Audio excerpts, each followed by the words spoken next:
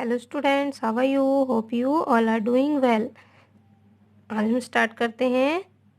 Last video में भी हम पढ़ रहे थे आपकी व्याकरण बोध का पाठ 3 शब्द विचार। आज उसी को हम आगे कंटिन्यू करते हैं। शब्द भेद हमने पढ़े थे, 3 शब्द विचार के हमने शब्द भेद पढ़ चुके थे हमने। आज 4th नंबर का पढ़ते हैं, प्रयोग के आधार पर शब्द भेद।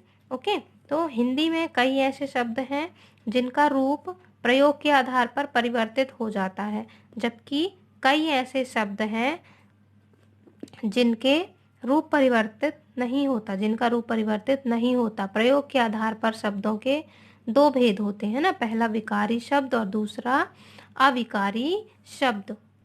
ओके, तो प्रयोग के आधार पर जो शब्द भेद हैं उसके भी 2 प्रकार दिए हुए हैं, विकारी और अविकारी शब्द, है ना। प्रयोग के आधार पर शब्द ऐसे हैं जो जिनका प्रयोग के आधार पर रूप परिवर्तित हो जाता है, जबकि कई शब्द ऐसे होते हैं जिनका रूप परिवर्तित नहीं होता, है ना। इसलिए इस आधार पर इनको भी 2 भागों में बांटा गया है, विकारी शब्द और अविकारी शब्द, है ना।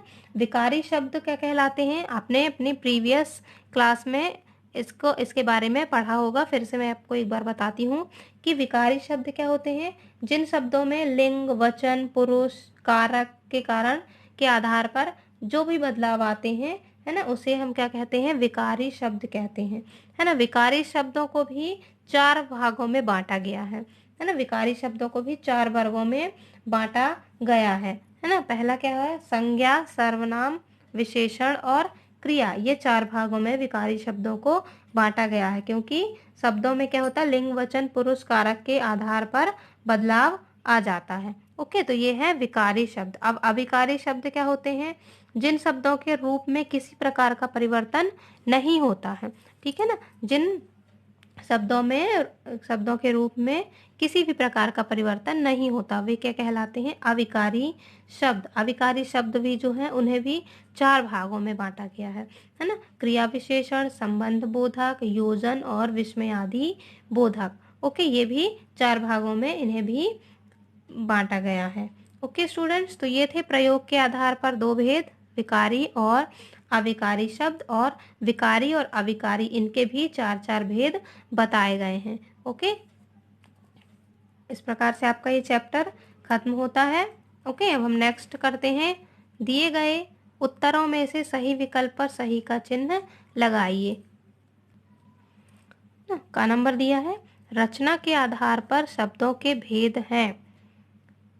फर्स्ट है शब्द, पद, पदबंध, ऋण, यौगिक, योग ऋण, देशज, विदेशी, शंकर, एकार्थी, अनेकार्थी, पर्यायवाची। सो राइट आंसर है सेकंड नंबर का ऋण, यौगिक और योग ऋण, है ना। रचना के आधार पर सो शब्द के भेद हैं वह है ऋण, यौगिक और योग ऋण। तो so you can take care. Okay, right answer है ऋण, यौगिक और योग ऋण शब्द भेद जो है रचना के आधार पर बताए गए हैं।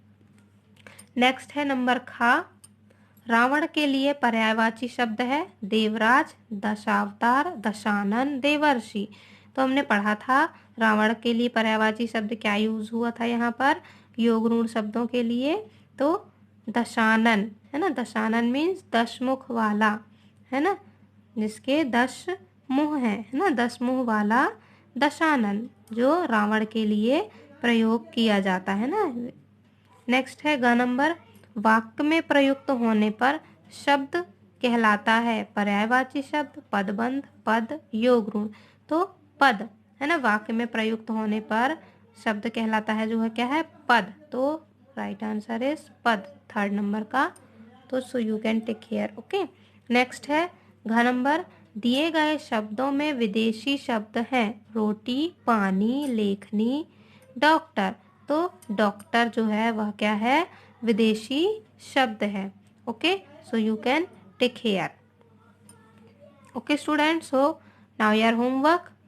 आप अपनी फेयर नोटबुक में दिए गए उत्तरों में से सही विकल्प पर सही का चिन्ह लगाइए। इसे आप अपनी फेयर नोटबुक में कंप्लीट करेंगे। ओके, सबसे पहले आप जब फेयर नोटबुक में लिखेंगे तो सबसे पहले ऊपर पाठ 3 और जो पाठ का नाम है शब्द विचार, उसे आप पहले राइट करेंगे और उसके बाद आप ये फर्स्ट क्वेश्चन लिखेंगे और उसके बाद आप ये इन्हें आप राइट करेंगे। ओके, अच्छे से सुंदर राइटिंग में आपको लिखना है। ओके स्टूडेंट्स, और उसके साथ साथ ही आपको ये लर्न भी करना है। Okay, bye bye, have a good day.